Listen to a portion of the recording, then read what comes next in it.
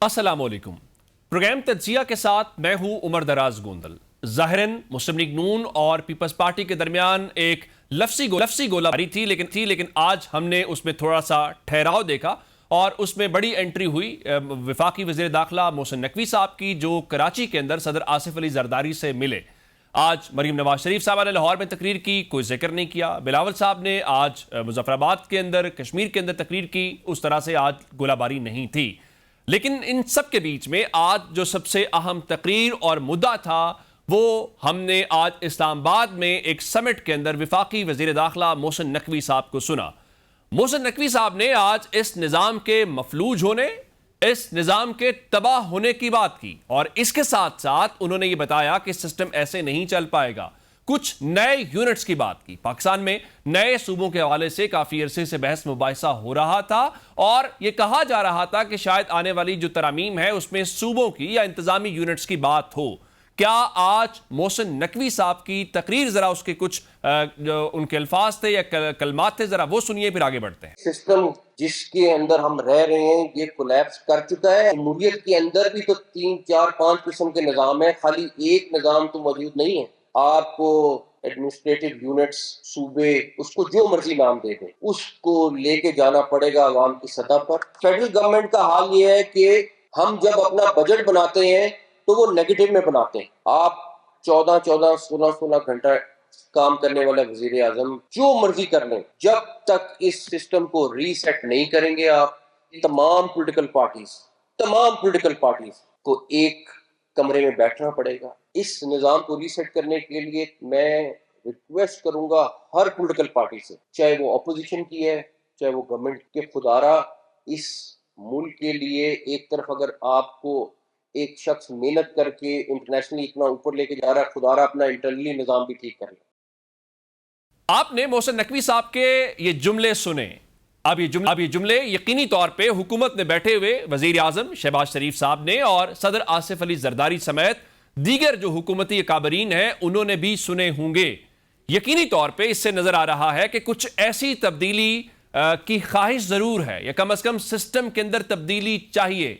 अब वो तब्दीली कैसे होगी, वो इंतजामी यूनिट्स कैसे बनेंगे, क्या वो जो मिसाक़े जमहूरियत की हम बातें सुनते थे, उस मिसाक़े जमहूरियत की इम्प्लीमेंटेशन के ऊपर बहुत सारे सवालात हैं। क्या मुल्क के अंदर मिसाक से ज़्यादा, जमहूरियत के ऊपर मिसाक से ज़्यादा अब मुल्क किसी और चार्टर की तरफ बढ़ रहा है, मुल्क किसी और तब्दीली की तरफ बढ़ रहा है? क्या आज मोहसिन नकवी साहब की तकरीर के साथ कुछ नए दौर का आगाज हो रहा है? और मुस्लिम लीग नून जो दावा कर रही थी कि आज़ाद कश्मीर के इलेक्शन के अंदर हमें कारकर्दगी की बुनियाद के ऊपर वोट पड़ा है, कम से कम मोहसिन नकवी साहब की आज की तकरीर बता रही है कि कोई कारकर्दगी कहीं पर काम नहीं दिखा रही। इन तमाम अहम मौज़ूआत के ऊपर आज बात करेंगे और हमने आज 3 सीनियर सहाफ़ियों और तजज़ियाकारों को दावत दी है। मैं तारुफ करवा देता हूँ, हमें सईद काजी साहब ने ज्वाइन कर लिया। काजी साहब, आपके वक्त का बहुत शुक्रिया। इसार राना साहब हमारे साथ मौजूद है। राना साहब, आपके वक्त का भी बहुत शुक्रिया। और हमारे साथ नादिया मिर्ज़ा साहब भी मौजूद है। नादिया साहब, आपके वक्त का भी बहुत शुक्रिया। मैं काजी साहब आपसे शुरू करना चाहता हूँ। एक तो ये बताइए कि ये जो कुछ पीपल्स पार्टी और नून लीग के दरमियान लफ्सी गोलाबारी उसको कहें, उसको लड़ाई कहें, इसको क्या कहें? पहला सवाल तो मेरा आपसे है कि वाकई ही कोई लड़ाई हो रही है इन दोनों सियासी जमातों के बीच? देखिए, मैं बहुत सी थ्योरीज जो है वो गर्दिश कर रही हैं, जिसमें से एक ये है कि भाई कोई जो एक रियल गवर्नमेंट और अपोजिशन क्रिएट कर दी जाए। अच्छा, अगर ये भी इंटेंशन है तो मेरे ख्याल में ये कोई मेरा नहीं ख्याल कि ये कोई अपना असरात मुरतब करेगी या अपने मकासद या अहदाफ हासिल कर सकेगी। ठीक। दूसरी बात ये है कि ये जो आर्ग्यूमेंट हो रहा है, मैंने आज ही एक जगह पे एक बात की, पता नहीं उसकी इससे रेलेवेंस है या नहीं है। एक दफ़ा दो इंतहाई मुअज़्ज़ज़ ख़वातीन मेंबर असम्बली की एक बड़ी तकलीफदेह लड़ाई हो गई एक प्रोग्राम में, तो वो कुछ ज़्यादा ही निजी गुफ्तगू शुरू होगी। आपको याद होगा पुरानी बात जी, खासी जावेद चौधरी साहब के शो की तरफ हवाला कर रहे हैं आप। आई डोंट नो, पता नहीं कहीं। तो वो मैंने डॉक्टर लाल खान उस्ताद से पूछा, मैंने कहा यार देखो क्या हालात हो गए हैं। तो उन्होंने कहा कि यार देखो इसमें एक बात बड़ी पॉजिटिव है। मैंने कहा जी क्या? ये उनकी राय थी, मेरी राय नहीं थी। वो अब दुनिया में नहीं रहे, अल्लाह उनको जन्नत नसीब करे और ना ही उन पे पीका लग सकता है। तो बात यह है कि उन्होंने फरमाया कि यार कम से कम पहली दफा मैंने 2 सियासतदानों को सच बोलते देखा है। तो मुझे ये लगता है कि ये जो बता रहे हैं 47 है, आप 3,000 अरब खा गए हैं, आई डोंट नो ये सच है या झूठ है, लेकिन सवाल ये है कि ये जो आर्ग्यूमेंट है, ये जो अगर हम क्वालिटी ऑफ आर्ग्यूमेंट देखें कि जी वो जी 24 का इलेक्शन में चोरी हो गया, अच्छा जी ये नहीं बताते हुआ ये नहीं कि ओ 2018 का भी चोरी हो गया।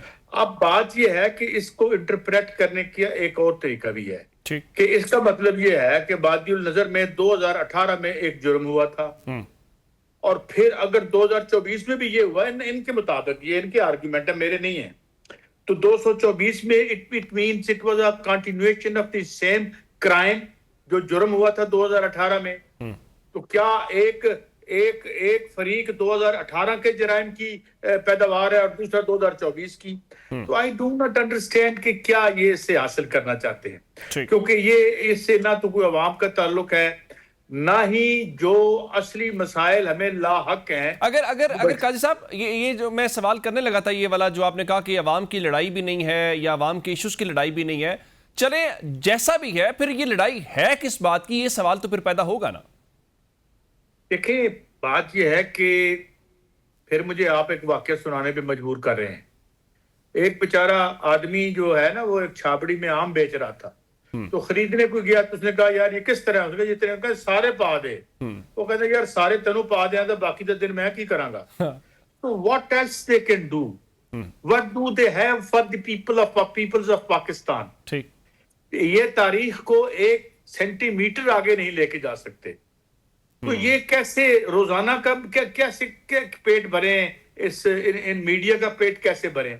Very right. सबसे जो बहुत सारे एक मिथ या ये भी थ्योरी है कि बहुत सारे रियल इशू से तवज्जो हटाने के लिए। राना साहब, मैं आपकी तरफ आ रहा हूं, मुझे बताइए कि ये वाकई ही लड़ाई आप समझ रहे हैं या ये वैसी ही लड़ाई है जैसे हम माजी में देखते थे कि एमकेएम रोज नाराज हो जाती थी, लेकिन हम सबको पता होता था कि एमकेएम हुकूमत नहीं छोड़ रही, एमकेएम कहीं नहीं जा रही। ये जो पीपल्स पार्टी और नून लीग के दरमियान हम देखते हैं, वो कहते हैं कि तुमने मैंडेट चुराया, वो कहते हैं कि नहीं तुम ब्लैकमेल कर रहे हो, कोई कहता है कि रियासत फैसला कर ले, कि नून लीग आगे है, ये कौमी मफाद आगे है। उसके बाद मैं आपको खबर दे देता हूं कि अब ये भी खबर है कि कुछ राब्ते हुए हैं और उसके बाद जो है कोई वफूद की सतह पर मुलाकातें होने वाली हैं।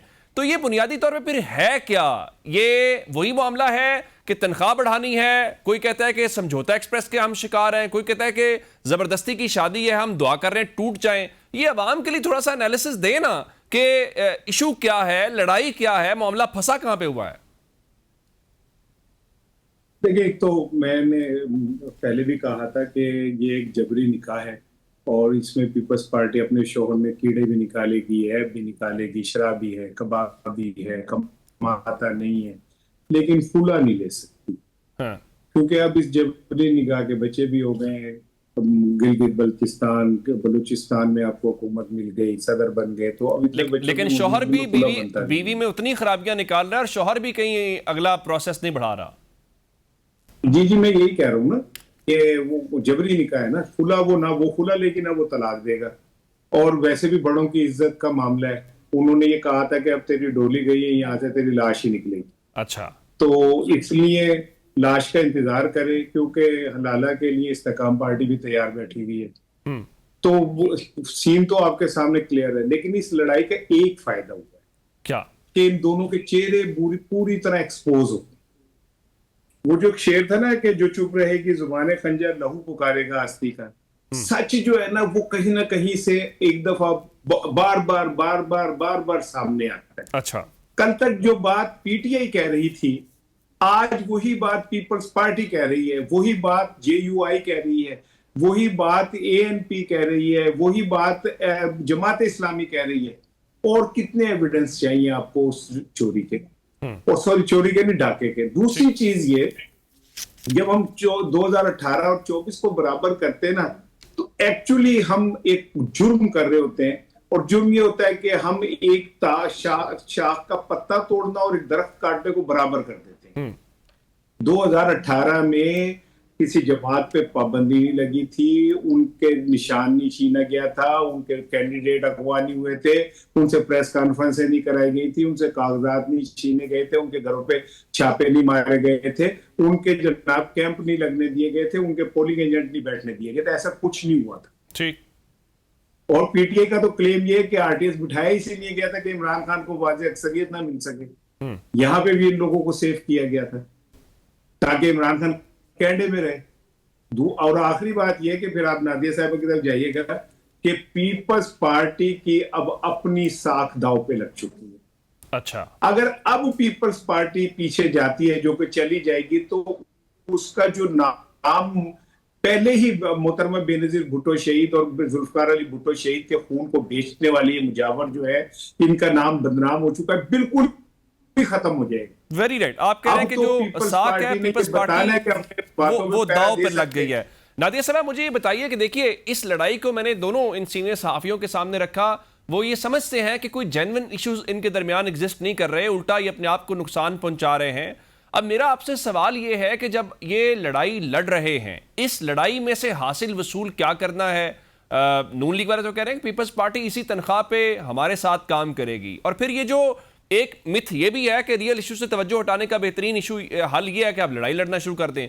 दूसरा, क्या ये पॉसिबल है कि पीपल्स पार्टी ऑपोजिशन बेंचेस के ऊपर अब आ जाए? क्योंकि नून लीग कह रही है कि अगर हम फॉर्म 47 वाले हैं तो आप फॉर्म 47 वाले फिर सदर भी हैं, फिर आप फॉर्म 47 वाले चेयरमैन सेनेट भी हैं, आप गवर्नर्स भी हैं, क्योंकि आगे तैनाती भी होनी है। आपको अंदाजा होगा कि चीफ इलेक्शन कमिश्नर समेत दीगर अहम तैनातियां, ये कहीं उसका अरेंजमेंट तो नहीं है? Thank you very much Umar. लेकिन देखिए, अपोजिशन में बैठना इतना आसान नहीं है। हाँ, अगर मुकमुका है, कोई फ्रेंडली अपोजिशन है, कोई अंडरस्टैंडिंग है, तो फिर तो एक अलग बात है। जब हम और आप और तमाम जो हमारे दीगर रिस्पेक्टेड जो पैनलिस्ट हैं आपके, वो ये बात कर रहे हैं, उसी दौरान हमें ये पता भी चल गया है कि वहां पर मुलाकातें भी हो रही हैं। पीएमएलएन और पीपल्स पार्टी के सीनियर कायदीन आपस में मिल भी गए। देखिए, मोहसिन नकवी साहब ने जो कल रात मुलाकात की थी जरदारी साहब से, वो एमईनी की थी, मुल्क के हालात पे रात गए उनको ब्रीफिंग नहीं देनी थी। मोहसिन नकवी साहब इसका वही रोल प्ले कर रहे हैं। अगर आपको याद हो तो जब आप अभी एमक्यूएम की एग्जांपल दे रहे थे, तो थोड़ा और पीछे चले जाए और रहमान मलिक साहब को याद करें। तो जब एमक्यूएम और पीपल्स पार्टी के मसाइल होते थे तो रहमान मलिक साहब आते थे और ये बड़ा कहा जाता था कि उनके पास कोई जादू की छड़ी है। अब वो जादू की छड़ी जो है वो मोहसिन नकवी साहब के पास है, क्योंकि हमें पता है कि मोहसिन नकवी साहब पीएमएलएन के नुमाइंदे नहीं है। इससे आगे मैं नहीं बढ़ती। बिल्कुल ठीक। मुझे ब्रेक के लिए कहा जा रहा है, डिस्कशन बड़ी जबरदस्त है, इसको आगे बढ़ाते हैं, लेकिन एक ब्रेक के बाद। Welcome back. काजी साहब, मुझे बताइए कि मुस्लिम लीग नून बार बार पीपल्स पार्टी को रियलाइज ये करवा रही है कि देखो भाई, हम कारकर्दगी की बुनियाद के ऊपर जीते हैं। जब पीडीएम की गवर्नमेंट आई थी और इमरान खान की गवर्नमेंट गिराई गई थी, उस वक्त भी बुनियादी तौर पे इशू तो यही था कि देखिए जी, इकॉनमी डिलीवर नहीं कर रही, मुल्क डिफॉल्ट करने वाला है, तो हम तजर्बाकार है तो हम आए हैं। ये कैसी कारकर्दगी है, या ऐसी वाकई कारकर्दगी है जिसकी बुनियाद के ऊपर नून लीग अब इतनी मकबूल है, जहां चाहे इलेक्शन लड़ ले? गो कि जीपी में नहीं जीत पाई, लेकिन आजाद कश्मीर में वो कहते हैं देखो हमारी कारकर्दगी की बुनियाद के ऊपर हम जीत गए हैं। यार देखो, इससे बड़ा जोक क्या हो सकता है? कौन सी कारकर्दगी है, आप मुझे बताएं। एक ऐसा मुल्क जिसको इंटरनेशनल एस्टेब्लिशमेंट अपने किसी मफादात की वजह से रोल ओवर दे रही है या कर्जे दे के उसका डिफॉल्ट डिक्लेयर नहीं कर रही, तो उसको उसकी परफॉर्मेंस पे तो बात करना इट्स नॉट। अभी चंद दिन पहले ऑडिटर जनरल ऑफ पाकिस्तान का जो आई है, तो परफॉर्मेंस तो छोड़ ही दें। हाँ, निजी कारोबारों के ज़िम्मन में बहुत आला परफॉर्मेंस की। एक बात पे मेरा जरा थोड़ा सा मुख्तलिफ राय है, ये कोई जबरी शादी नहीं हुई थी। ये मफादात, इवन सबसे बड़ा ढोंग और फ्रॉड जो इस मुल्क के अवाम से पीपल्स पार्टी ने किया था, वो सो कॉल्ड वो चार्टर ऑफ डेमोक्रेसी था। ठीक है, तो मैं नहीं इसकी पस मंजर में जाना चाहता। ये मैं क्यों कह रहा हूँ, क्योंकि जाहिर है पीपल्स पार्टी बहरहाल एक पॉलिटिकल प्रोसेस में बनी थी, किसी इंटेलिजेंस एजेंसी के दफ्तर में नहीं बनी थी। ठीक, बाकी सारी जो है जिनके पीछे कौन था, पीटीआई के पीछे कौन था, मुस्लिम लीग, वो हम सब जानते हैं। एक बात। दूसरी बात ये कि कोई जबरी शादी नहीं है, और दोनों फरीकैन, आप पता नहीं आप किसको मियाँ कह रहे हैं किसको बीवी कह रहे हैं, मैं दोनों हर दो के बारे में कह रहा हूँ। जिस दिन इन्हें कोई अच्छा बदला मिला तो कोई भी इनमें से आशना के साथ फरार हो सकती है पार्टी जो है, क्योंकि बुनियादी तौर पर ये मफादात, इनकी बेसिस मफादात। राना साहब, मुझे ये बताइए कि ये जो मुस्लिम लीग नून कहती है कि देखो भाई बात बड़ी सीधी सादी है, राना सनाउल्लाह कह रहे थे एक बात परसेप्शन या इंप्रेशन की होती है। जब आप नून लीग का सोचते हैं तो डेवलपमेंट सामने आती है, कारकर्दगी जहन में आती है, लेकिन पीपल्स पार्टी सोचते हैं तो करप्शन आती है। ये मेरे अल्फाज नहीं, राना सनाउल्लाह साहब के अल्फाज हैं। अब ये कारकर्दगी की बुनियाद के ऊपर मुस्लिम लीग नून इतनी मकबूल हो गई है, वो पीपल्स पार्टी को बता रहे हैं कि जनाब देखो, हमें इस बुनियाद पे कश्मीर के अवाम ने पजीराई दी है। आप ये समझते हैं कि वाकई ही मुस्लिम लीग नून जो वादा करके आई थी कि इमरान खान की डिफॉल्ट वाली गवर्नमेंट को हम इसलिए खत्म कर रहे हैं कि मुल्क को डबो देगी, आज मुल्क अल्हम्दुलिल्लाह तरक्की की राह पे गामजन हो गया? एक तो मरियम साहबा ने उस दिन खिताब में कहा कि हम जो वादे करते हैं वो पूरे करते हैं। ठीक। तो ये इसने वादा किया था कि आप उठेंगे तो आपके बिल जो है सियासत ने पे कर दिए होंगे। ये किसने वादा किया था कि 300 यूनिट बिजली जो है वो आपको फ्री मिलेगी? तो मैंने किया था वादा। और आप इमरान खान को डिफॉल्ट हुकूमत थी, डिफॉल्ट हुकूमत में तो 155 रुपए था पेट्रोल और 17-18 रुपए बिजली का यूनिट था। डिफॉल्ट हुकूमत में तो 25 अरब डॉलर भी थे पाकिस्तान के पास। डिफॉल्ट हुकूमत के अंदर तो डॉलर भी 180 के करीब था। तो डिफॉल्ट हुकूमत, मैं तो कह रहा हूँ अल्लाह करे इमरान खान जैसे डिफॉल्ट हुकूमत वापस आ जाए। हाथ उठा के दुआ कर रहा हूँ। एक ऐसे मुल्क जिसमें 350-350 पेट्रोल की कीमत हो और ईरान जिस मुल्क में जंग हो वो CNG फ्री कर दे, तो हम नहीं सोचेंगे कि ये कौन सी तरक्की है जिसको आप दिखा रहे हैं? ये कौन सी तरक्की है जिसमें जनाब अली दिन दिहाड़े PTI का एक लीडर को गोलियां मार दी जाती हैं, टारगेट किलिंग की जाती है और उन लोगों को आज तक नहीं पता चलता? ये कौन सी तरक्की है जिस सूबे के अंदर 2 गैर मुल्की लड़कियां अगवा होती हैं, उनके साथ ज्यादतियां होती हैं, उन्हें इधर लेके उधर लेके फिरा जा रहा होता, पुलिस को पता ही नहीं होता? ये कौन सी कहने में तरक्की है जिसमें एक बच्ची मुंतहा का बाप कहता है कि डाकुओं ने तो फायरिंग ही नहीं की थी, इन्होंने स्टेट की? और कौन सी तरक्की है जिसमें उस मुल्क का अटॉर्नी जनरल के घर महफूज नहीं है उस सूबे में? यानी किस तरक्की की 1200 करोड़ के तैयारी की तरक्की की बात कर रहे हैं, या अभी स्पीकर को सूबाई असेंबली के लिए जो गाड़ी मंजूर हुई है पता नहीं कितने करोड़। लेकिन राना साहब फिर लेकिन एक आर्गुमेंट फिर है ना, देखें वो कहते हैं कि देखो GB में भी एट द एंड तो हुकूमती इत्तेहाद ही जीता ना। आजाद कश्मीर में भी अगर नून लीग या पीपल्स पार्टी मेजॉरिटी में हो तो वो कहेंगे हम ही जीते ना, अवाम तो हमारे ऊपर पजीराई या हमें कम से कम कबूल कर रहे हैं। वो जो PTI का नारा था लोग उसको कबूल नहीं कर रहे। लेकिन भाई पाकिस्तान में जहां बहुत सारी चीजों को जवाल आया वहां सबसे बड़ा जवाल इस्लाम की है। जिस कौम में झूठ आर्ट बन जाए उस कौम का फिर कुछ नहीं रहता। जिस कौम में आप ढिठाई से झूठ बोलें और उसके ऊपर खड़े रहें तो आप जो मर्जी कहते रहे, इससे क्या फर्क पड़ता है? ठीक। इखलाकी तौर पे हम तबाह हाल एक पस्त कौम बन चुके हैं ना। अदरवाइज आप मुझे बताएं, 2 मिनिस्टर प्रेस कॉन्फ्रेंस करते हैं और एक ऐसे इलाके के नाम के 6 लाख वोट निकालते थे जहां इलेक्शन ही नहीं हुआ होता। आपकी मर्जी है, आप जो मर्जी करते फिर। और एक जुमला और सुन लें, ये जो हम चार्टर्ड ऑफ डेमोक्रेसी की रट लगा रहे थे ना फजूल किस्म की, चार्टर्ड ऑफ डेमोक्रेसी को तो इन दोनों जमातों ने अपने हाथों से दफन किया। जरदारी साहब ने नहीं कहा था कि ये कोई हदीस है जिसके ऊपर हमने अमल करना है। ये जिसके बाद नवाज शरीफ पीपल्स पार्टी के प्राइम मिनिस्टर के खिलाफ काला कोट पहन के अदालत में नहीं चले गए, और उसके बाद जो इन्होंने एक दूसरे के साथ किया, गिरबान पकड़ के घसीटने से लेके, और अगर मैंने नवाज शरीफ से इताअत किया तो अल्लाह भी मुझे माफ नहीं करेगा तक सर, तो कौन सा चार्टर्ड डेमोक्रेसी? ये सारे मुफादात के सौदे थे। गाजी साहब बिल्कुल ठीक कह रहे हैं। अल्लाह जन्नत नसीब करे बेनजीर भुट्टो शहीद को भी, कि उनको भी उस टाइम उनके जो लोग थे जिस तरह मर्जी चाहते थे इस्तेमाल कर जाते थे, वो अकेली औरत क्या कर सकती थी? बिल्कुल ठीक। आप कह रहे हैं कि मिसाक जमहूरियत को खुद दफन कर दिया। नादिया साहब, ये मिसाक जमहूरियत वाला नुकता बड़ा अहम है, क्योंकि हम ये देखते हैं कि मुस्लिम लीग नून और पीपल्स पार्टी कहते हैं कि ये जो मौजूदा अपोजिशन की जमात PTI है ना, ये इंतशार लेकर आए हैं, इन्होंने अदम बर्दाश्त की सियासत को मुतारिफ करवाया है। तो अब ये जो मुस्लिम लीग नून और पीपल्स पार्टी सियासत कर रहे हैं, जो गुफ्तगू कर रहे हैं, ये फिर आइडियल है? फिर मुल्क के अंदर ऐसी ही सियासत होनी चाहिए? उमर देखिए, मैं दोनों शख्सियात मेरे सीनियर हैं, लेकिन मैं मसलब इकराम दोनों से इत्तेफाक नहीं करती। द रीजन इज कि देखिए, आज जो मिसाक जमहूरियत की बात होती है ना, तो आज तो इररेलेवेंट है, क्योंकि ऑलरेडी लूली लगड़ी जैसी भी है, नाम को कागजों में लेकिन जमहूरियत की है। ठीक।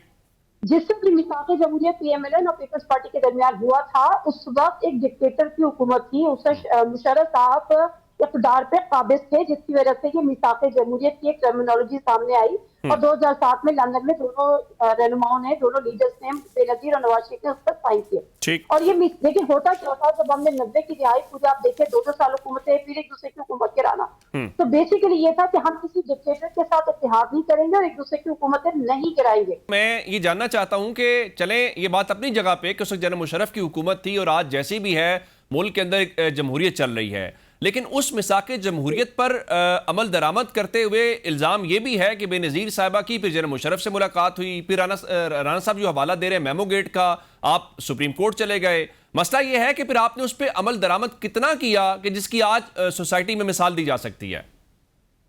उमर, मैं आपको यही तो बात कर रही हूँ कि एक आध इवेंट ऐसा हुआ है। देखिए, मुशर्रफ साहब के साथ जो बेनज़ीर भुट्टो साहिबा ने मिसाक़े जमहूरियत पे साइन करके आई, दुबई वापस आई और उसके बाद, लेकिन वो उनके मुज़ाकरात कराए गए, पीछे जो है वो अमेरिका था। हमें और आपको अच्छी तरह से पता है, कॉन्डोलीज़ा राइस की बुक में लिखा हुआ है। और बाद में पीपल्स पार्टी ये भी कहती थी कि वो जरूरी था, अगर वो मुशर्रफ साहब के साथ उनको इंगेज नहीं करती तो उनकी मुल्क में वापसी नहीं होती। और उसी इंगेजमेंट के बाद मुशर्रफ साहब ने उनको अलाउ किया और उनके पाकिस्तान वापस आने के बाद नवाज शरीफ साहब का पाकिस्तान वापसी का रास्ता खुला और बिल आखिर बहरहाल उनकी शहादत हुई। बेनज़ीर भुट्टो साहिबा की, अल्लाह पाक उनको जन्नतुल फिरदौस में जगह अता करें, मग़फ़िरत करें। लेकिन उसके बाद ये सियासत का दोबारा से मुल्क में रास्ता खुला और पहली दफा मैं वही बात कर रही हूँ कि 5-5 साल सियासी हुकूमतों ने मुकम्मल किए, एक दूसरे की हुकूमतें नहीं गिराई।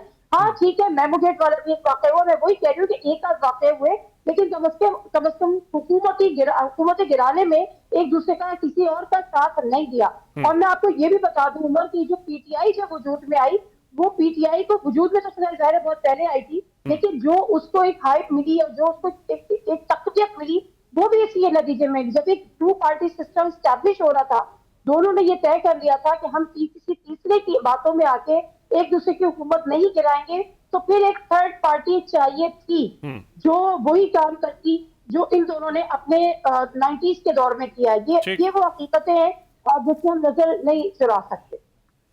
बिल्कुल ठीक है। अच्छा काजी साहब, आज मोहसिन नकवी साहब, एक तो वो कल उनकी जरदारी साहब से जो मुलाकात हुई, खबर उसकी आज जारी हुई और उसमें कहा गया कि उन्होंने बलूचिस्तान में और दीगर जो मसाइल है उस पर ब्रीफ किया है। आज इस्लामाबाद में उन्होंने समिट से खिताब कर रहे थे तो उन्होंने सिस्टम के कोलैप्स होने की बात की। फिर सामने ज़रा बिजनेसमैन बैठे थे, इकोनॉमिक समिट था, तो उनका यहाँ मसाइल के जिम्मेदार लोग भी बैठे हुए हैं।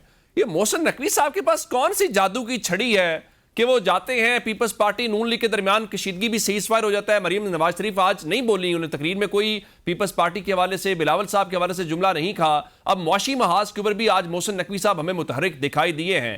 ये जादू की छड़ी तो फिर उनके पास है कोई? मोहसिन नकवी साहब का एक मखसूस किरदार है जो हम जानते हैं, उनकी ताकत और उनकी असर कॉन्स्टिट्यूएंसी से कौन आगाह नहीं है। ठीक, मगर यार सवाल मैं एक और करता हूँ, हम इतनी बहसें करते हैं किसी के, वो देखे जी वो डेमोक्रेसी यूनानी लफ्ज है, मुरक्कब है 2 यूनानी लफ्जों का, जिसका मतलब है पीपल्स रूल। अब मुझे ये बताएं कि ये जितनी गुफ्तगू हो रही है, जो डेमोक्रेसी की बात हो रही है, हम माशी एतबार से इस मुल्क का आदमी बदतरीन ऐद से गुजर रहा है और हमेशा बदतरीन ऐद में रहा। अच्छा, ये जब आके कहते हैं ना वो मुल्क बड़े नाजुक दौर से गुजर रहा है, तो एक मुझे मेरा खरबपति जिसके 7 कॉन्टिनेंट्स में जिसके दारुल खिलाफों में घर है, वो यार तनु की हुआ है, तू अपना बैंकरप्सी फाइल करने लगे हो। बात ये है कि देखें, डेमोक्रेसी को ग्रेजुअली आम आदमी से दूर किया गया। सबकी बारी बारी बात कर लेते हैं। पीपल्स पार्टी का जो इब्तदाई दौर था या उसका जो पहला मंशूर था, उसमें अवाम फिगर करते थे और 1973 में जो बजट मिला था उसमें 40% पैसे अवाम के लिए रखे गए थे। अब जितना डिस्कोर्स हो रहा है, आप मुझे बताएं, जो भी मूवमेंट पाकिस्तान में बन रही है, इलाके में बन रही है, खित्ते में बन रही है, वो इंसान के पेट, भूख और मैशत पे बन रही है। ठीक, यहां सियासत क्या हो रही है? मेरी संदूकड़ी चुक कर ले गए हो, वो ले जाओ यार। यानी देखें, मुझे वो याद आता है, एक लतीफा था, मुस्लिम मुबारक को किसी ने कहा यार तू डिक्टेटर है बहुत बड़ा, तो उन्होंने कहा क्या मतलब? कहते यार अब हम तो, कहते नहीं मैं तुम्हें जमहूरी हक दूंगा, मेरे माशाल्लाह 2 बच्चे हैं, इन बच्चों में से किसी एक को तुम इलेक्ट कर लो। अब बात यह है कि ये सियासत क्यों मुर्दा है। ठीक, और आप और जेन जी को अपने तौर पर क्यों बाहर निकलना पड़ रहा है? ठीक। उसकी वजह यह है कि आपके जितने पॉलिटिकल स्ट्रक्चर्स हैं और ये जो आपकी पॉलिटिकल पार्टीज हैं, और ये तो लिमिटेड कंपनी है यार। ठीक। असल धंधे तो इनके जाती कारोबार हैं। इवन जो जब पीटीआई वापस आई थी तो उसके पीछे कौन कौन लोग खड़े थे? ठीक। आखिर में बाद में कुछ काम नहीं किए जिनके, इमरान खान ने, अलीम खान नाराज हो गए जब उन पर कोई केस निकल आया, एक और दो दोस्त नाराज हो गए, वो बड़े नाराज होते हैं, उनका नाम ले ले तो, लेकिन उनके पीछे कौन लोग खड़े हुए थे? तो बात यह है कि अगर जमहूरियत को लेके आप जमीन पे नहीं आते, ये जो नेपाल में तहरीक बनी, ये जो बांग्लादेश में बनी, ये जो कल इंडिया में बनी है या और भी कहीं बन रही है, या हमारे यहाँ भी बहुत जगह पे अनरेस्ट जो आपको नजर आता है, और वहां पे कोई पॉलिटिकल पार्टी नजर नहीं आती। ठीक। ठीक है, आप, मुझे तो ये लगता है, पता नहीं ये आप चला सकेंगे या नहीं चला सकेंगे, और इनको पावर में रखने के लिए शायद हमें बताना पड़े कि इस मुल्क के 25 करोड़ लोग गद्दार हैं। ये ऐलान करना पड़ जाएगा। तो बात ये है कि अगर सियासत को खींच के हम जमीन पर नहीं लाते, डेमोक्रेसी का जो असल मतलब है, rule by the people, by the message, इसका क्या मतलब है? Very right. एक और मैं आखिरी में जरूर ये मुझे बात कहने दीजिएगा। बात ये यार, कहां पता चलता है डेमोक्रेसी है? जब आप स्कूल में बच्चे को दाखिल कराने जाते हैं, तो वहां डेमोक्रेसी है या नहीं है? या वहां एक सरमाए का जबर और डिक्टेटरशिप है? जब आप इलाज कराने जाते हैं तो आप देखते हैं कि वहां पे क्या आपका इलाज का हक है 24 करोड़ लोगों का, या नहीं है? ठीक, बिल्कुल। तो भाई ये एक इंतहाई खौफनाक फाइनेंशियल डिक्टेटरशिप है। और मैं आज दोबारा कहता हूं ये बात, ज़ियाउल हक का मार्शल लॉ हो या इन सब की डेमोक्रेसी हो, ये सकी बहनें हैं। मुझे जरा ब्रेक पे जा लेते हैं, ब्रेक से वापस आते हैं तो यहीं से शुरू करते हैं। Welcome back. ये जो आज तकरीर हुई है मोहसिन नकवी साहब की, वो नए यूनिट्स की बात कर रहे हैं, वो सिस्टम कोलैप्स होने की बात कर रहे हैं, वो कह रहे हैं कि जनाब ये बिजनेस कम्युनिटी जिस दिन फैसला कर लेगी मुल्क ठीक हो जाएगा। अब पीपल्स पार्टी नून लीग की लड़ाई पे हम बात कर रहे थे, ज्यादा अलर्ट उस पे होना है, या जो आज मोहसिन नकवी साहब बात कर रहे हैं कि सिस्टम कोलैप्स हो गया है, इस तरह आगे नहीं बढ़ेगा, ये ज्यादा खौफनाक है जो आज इस्लामाबाद में वो बोले हैं? बस आप समझ लें कि ये पीपल्स पार्टी नून लीग का अंतिम संस्कार का जो वो है ना, वो शुरू हो गया है। अच्छा, वो कैसे? नए सूबे इन दोनों जमातों की सियासी मौत है। हम बहुत पहले से कह रहे थे कि 28वीं तरमीम जो है वो ये अपनी सियासी कब्र खोद रही, और अगर पंजाब इंतजामी तौर पे 3-4 सूबों में तकसीम हो जाता है तो नवाज शरीफ या शरीफ फैमिली की जो ब्लैकमेलिंग है पंजाब के नाम पे, तो पंजाबी इस्टेब्लिशमेंट के नाम पे, वो तो खत्म हो जाएगी। इसी तरह पीपल्स पार्टी की जो उन्होंने क्या कहते हैं, सिंधु देश को दबाने के नाम पर अपने वहां सिक्का जमाया हुआ है जीडीए के साथ बैठे में, वो खत्म हो जाएगी। सो ये जो नए सूबों की बात है, आज बड़े एहतमाम से वो कह रहे हैं नए सूबों से लीडरशिप आएगी, नए सूबे ही मसाइल का हल है। और देखे ना, अगर मोहसिन नकवी ये कह रहे हैं कि सिस्टम में तब्दीली की जरूरत है, सिस्टम कोलैप्स कर चुका है, तो समझ लेना कि क्या कह रहे हैं वो और कहां से कह रहे हैं। तो इससे आप समझ ले आने वाले दिनों का नक्शा क्या होगा और क्या होने जा रहा है। यही वजह कि इससे पहले आप उम्मीद तौर पे वो डेडलाइन भी देते हैं कि मैं आज लिख के दे रहा हूं कि फलां महीने में, कोई फिर टाइम भी दें आज? नहीं, मेरी जो चिड़िया है ना, वो आजकल उनके पास है, सेठी साहब के पास। अच्छा, मॉनसून की वजह से आपके पास नहीं है? उन दोनों हम दोनों से फ्लर्ट कर रही है वो तो। लेकिन मैं ये जरूर समझता हूँ, ये बात आपको मैं कहने को तैयार हूँ कि सितंबर से पहले आप यहाँ पे बहुत बड़ी बड़ी तब्दीलियां देखेंगे, और इसका इदराक नून लीग को भी है, पीपल्स पार्टी को भी है। मैं 1 मिनट ज्यादा ले लूंगा, वो आप इससे समझ लें। कुछ दिन पहले नून लीग के करीबी जो दानिश्वर थे, उन्होंने कॉलम लिखे, उन्होंने वीलॉग किए, जिसमें एस्टेब्लिशमेंट को चेतावनी दी कि अगर शहबाज शरीफ को हटाया तो ये सिस्टम सारा गिर पड़ेगा। आपको याद होगा, बड़े जय्यद सहाफियों ने कॉलम लिखे और वीलॉग किए। ठीक इसी तरह पीपल्स पार्टी जो मुसलसल क्या कहते हैं अपना प्रेशर डेवलप कर रही है, उसे ये नजर आ रहा है कि सूबे बनने ही बनने हैं, गेम हमारे हाथ से निकलनी है। अब अगर इसमें ये ज्यादा रेजिस्ट करेंगे तो इस्तेकाम पार्टी तैयार है, वो कौमी सतह की पार्टी बन जाएगी। ऐसी कौन सी बात है? पाकिस्तान में मुआवजे हो जाते हैं। बार इस्तेकाम की बात करते हैं, मैं जरा आगे बढ़ रहा हूं, पता नहीं इस्तेकाम पाकिस्तान की बात कर रहे हैं या कौमी इस्तेकाम की बात कर रहे हैं। नादिया साहिबा, ये जो आज मोहसिन नकवी साहब नए सूबों की बात कर रहे हैं, अवाम तक उसको ले जाने की बात कर रहे हैं, ज़ाहिर है ये बातें काफ़ी अरसे से हो रही थी, इस पर डिबेट भी हो रही थी कि इंतजामी यूनिट्स बनने चाहिए। आज वही लोग, मैं देख रहा था वो शख्सियात यहाँ पे बैठी हुई थी जिन्होंने पूरी ये कैंपेन मुल्क के अंदर चलाई है। मोहसिन नकवी साहब ज़ाहिरन तो हुकूमत के अंदर वज़ीर दाखिला हैं, मुझे यूं लग रहा है कि वो तो पूरी की पूरी हुकूमत के और पूरे सिस्टम को चार्जशीट कर रहे थे कि भाई ये नहीं चल पाएगा, ये कोलैप्स है, कुछ नया देखना पड़ेगा। उमर, ये हुकूमत के वजीर दाखिला जरूर है, लेकिन इनका ताल्लुक ना पीपल्स पार्टी से है और ना इनका ताल्लुक PMLN से। हुकूमत से है। जब आप 28 हुकूमत से जी, एक्चुअल हुकूमत से, ठीक है ना।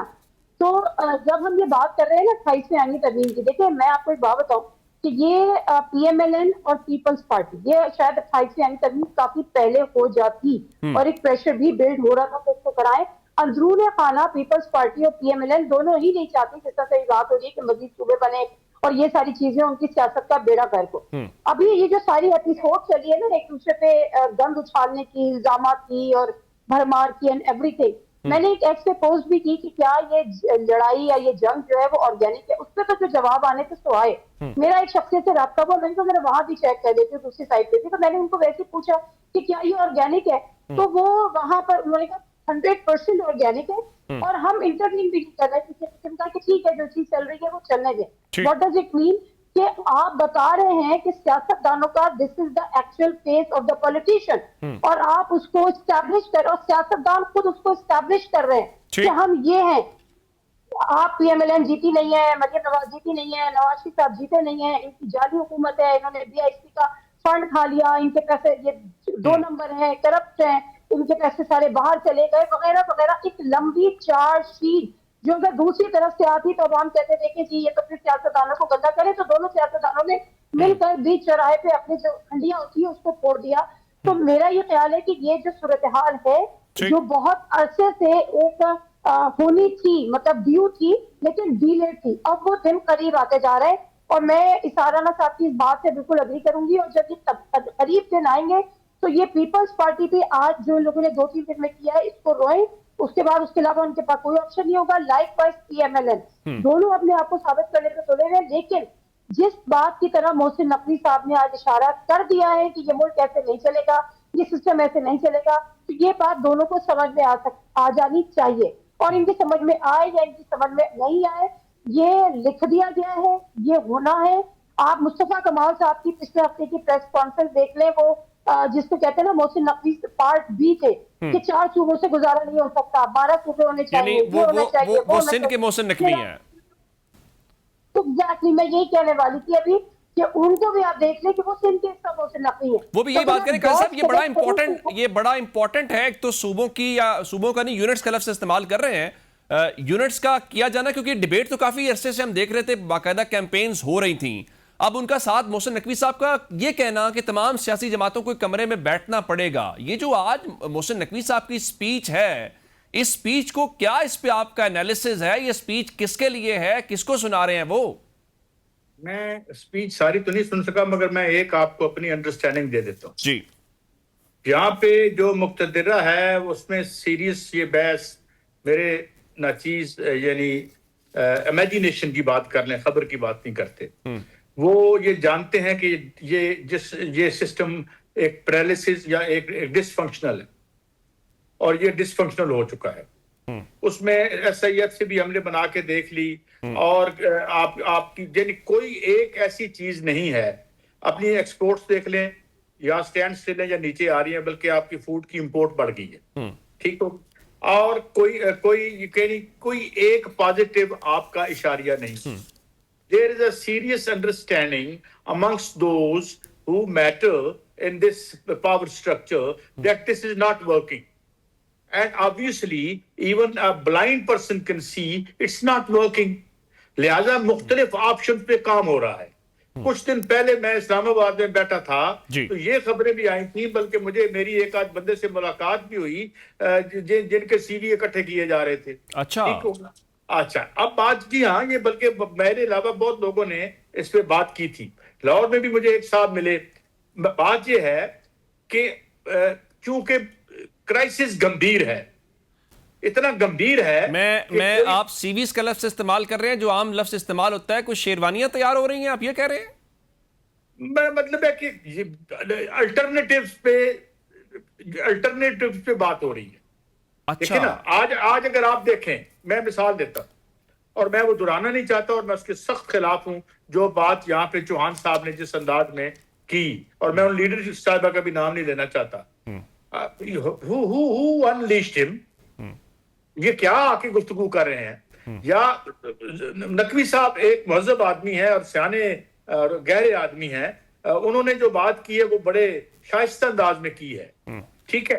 तो बात ये है कि ये होता है या नहीं होता, ओनली गॉड नोज, बट मैं इस हद तक बहुत ज्यादा यानी कन्विंस्ड हूं कि हमारी जो रसाई है मामूली लोगों की, हम छोटे साफियों की, हम ज्यादा तो नहीं, ऊपर तक हमें रसाई होती भी नहीं, हमें वो रसाई करते हुए डर भी बड़ा लगता है, मगर मैं ये आपको कह सकता हूं कि ये अंडरस्टैंडिंग बड़ी गहरी हो रही है और उसके बड़े और भी इशारे मिल रहे हैं कि this system is not working, economy is not working. ये सिस्टम काम नहीं कर रहा, आप भी कह रहे हैं और मोहसिन नकवी साहब भी कह रहे हैं। प्रोग्राम का वक्त खत्म हो गया है नाजरीन, इसके साथ ही अपने तीनों मौजूद का मैं शुक्रिया अदा करूंगा, सईद काजी साहब का, इसार राना साहब का और नादिया मिर्जा साहिबा का। उन्होंने आज इस प्रोग्राम के में वक्त दिया और आपके सामने अपना तजिया रखा।